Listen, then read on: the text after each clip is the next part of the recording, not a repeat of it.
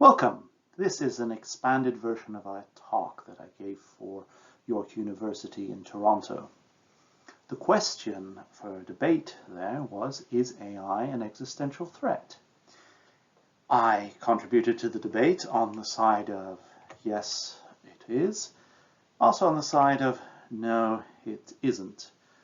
Well, probably. But despite all that, it's still working on this issue. Right, why did I have such a clear and definite answer? Well, let's look into this. The first main reason is that we suck as a race, humanity does, at predicting AI.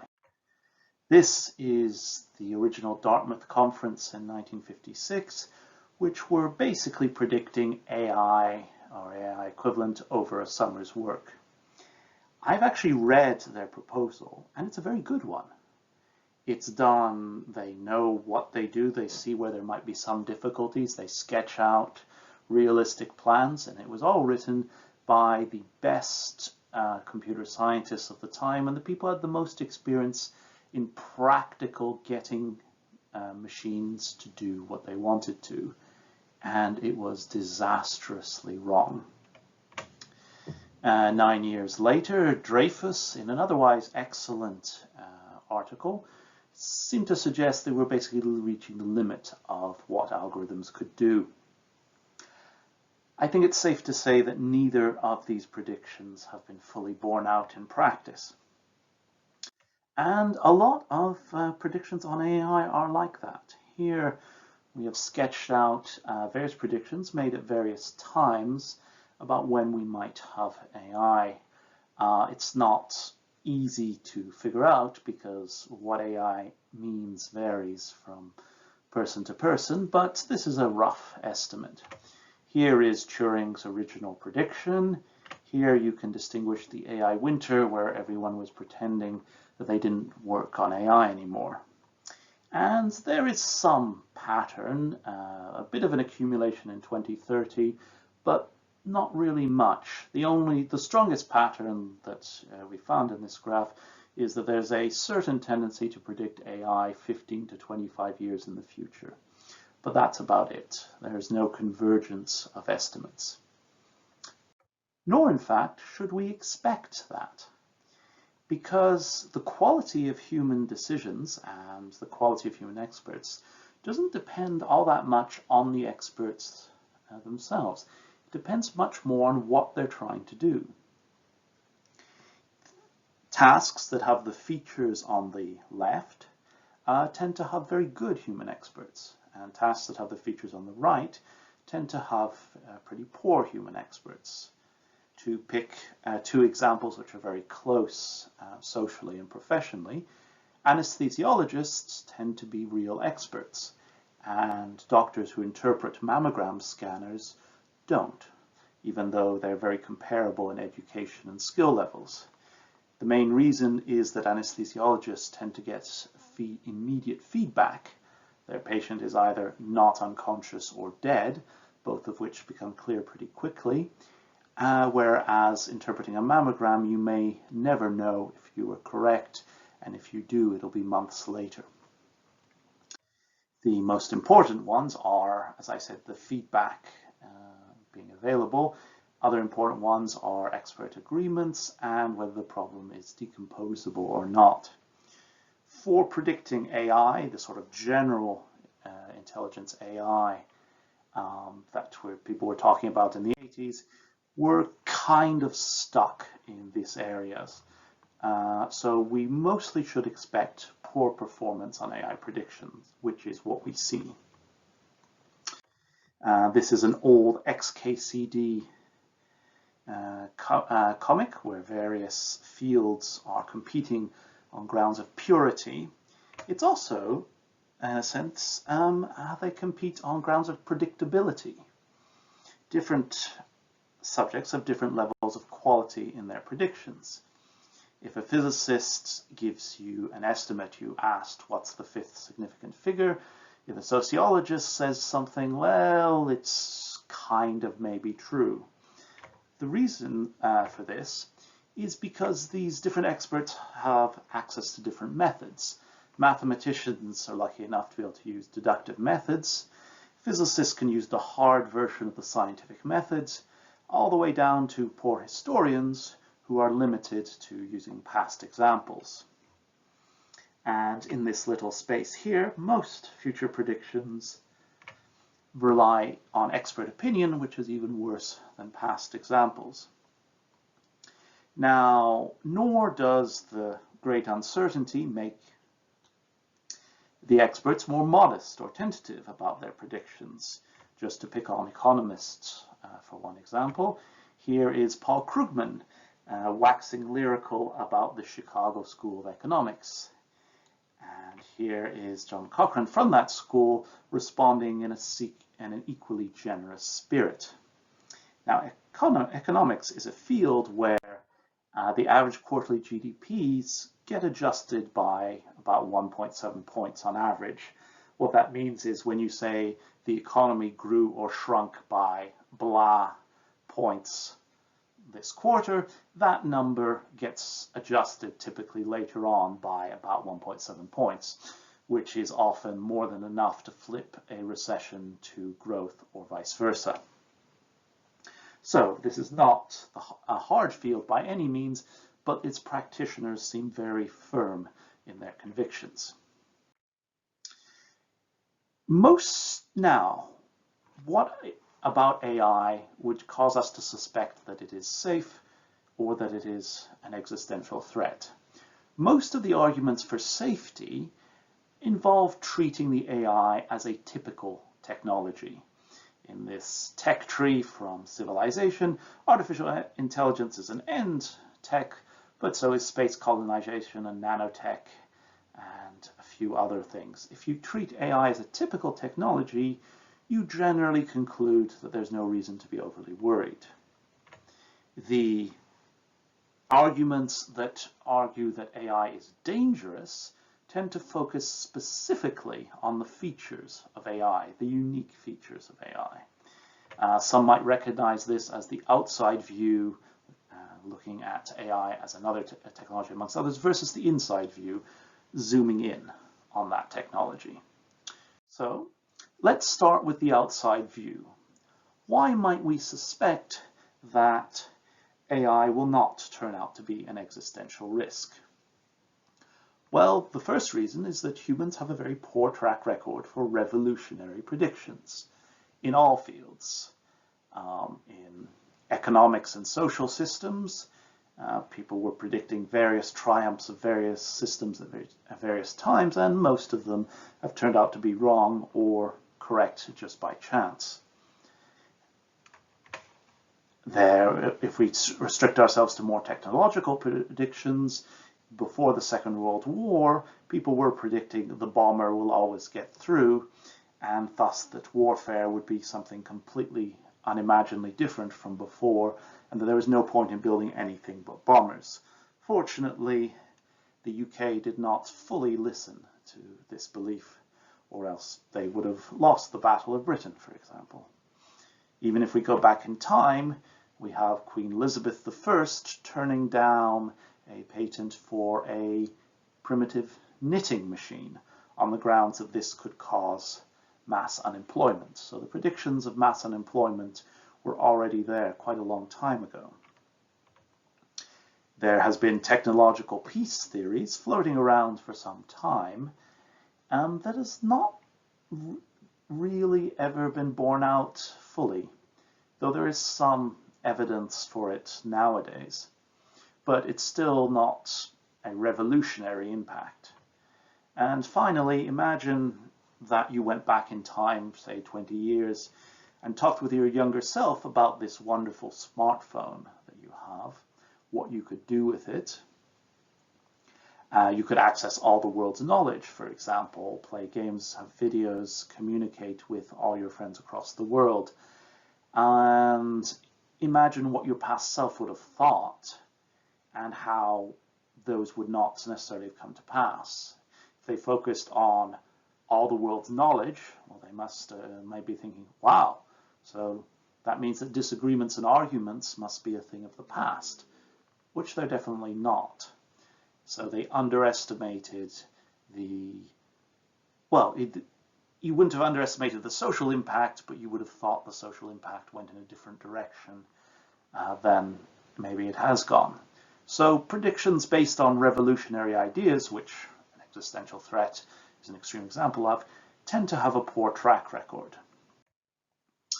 Secondly, humans do act in ways that derail predictions of doom, like the millennium bug.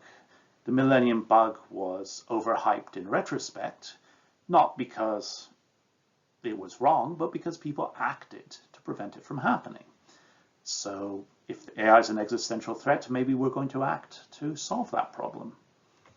In his song, Who's Next, Tom Lehrer was thinking about nuclear proliferation and how it would inevitably spread across the world, and ending with the immortal line, "Well, I'll stay serene and calm when Alabama gets the bomb."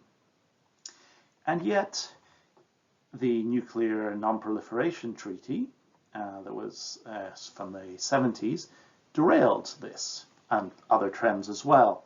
And instead of having the 25 nations, 15 to 25 nations that were expected, we've kind of plateaued around 10 at the moment, even though there are many more countries than this that could get nuclear weapons if they felt like it. Another reason for predictions getting derailed that are not dependent on human intervention is that the threats typically start with the easiest and most vulnerable parts of the system. To use a timely example, a pandemic spreads easily initially, and then afterwards the survivors are more immune and has great difficulties continuing to spread. So any danger tends to drive adaptation and resistances to it.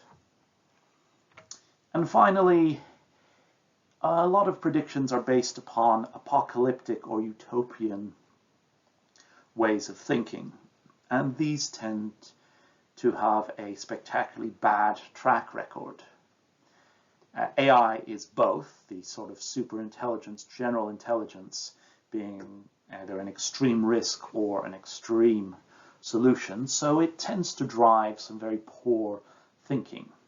Now, this doesn't mean that we can figure out when we might have AI or what features it might have just by thinking of human psychology, but it does mean that we should look at these arguments with more of a grain of salt than we might otherwise. So this is a rough look at all the counter-arguments for AI being an existential risk by comparing it with other, hopefully similar risks. And now let's look at the other side. Why might we suspect that AI might be an existential risk? Well, let's look at the power of intelligence itself. Here's a chimp brain and a human brain. They're not all that different in size and definitely not in organization. Yet chimps have a population of 200,000 roughly and use basic wooden tools.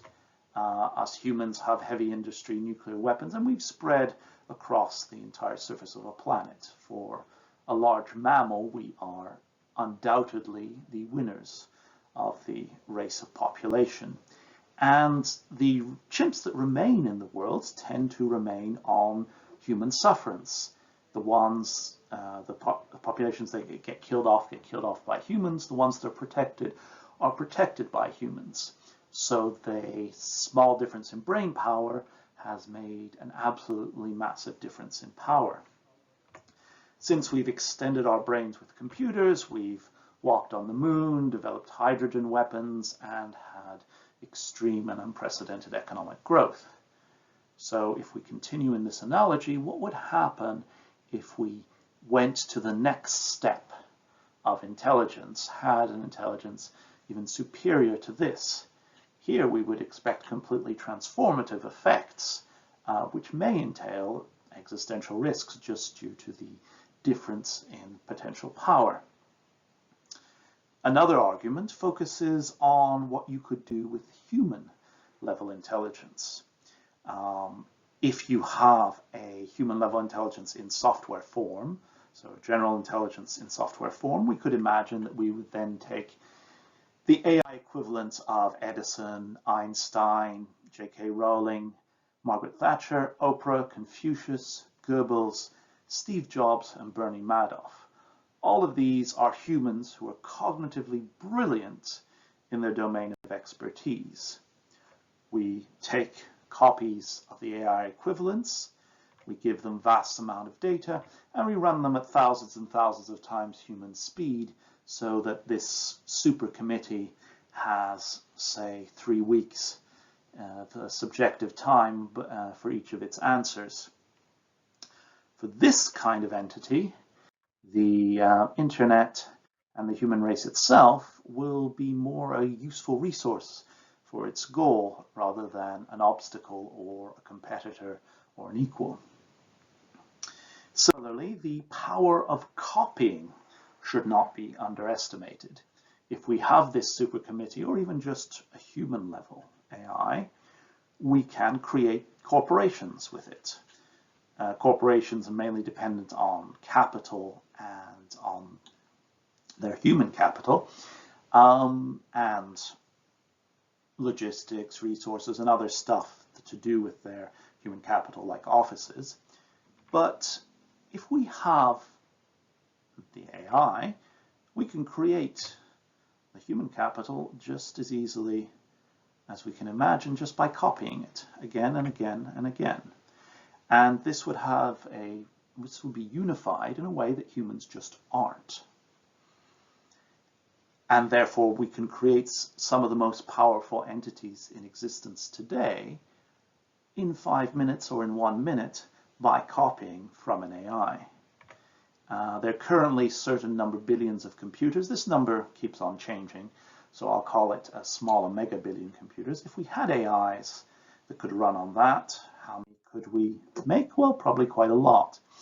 And with this much human capital, how many computers could we then create, and how many AIs could we run on that? Well, much more as well. So basically, there is the potential for many, many, many more AIs in the world than humans have ever existed.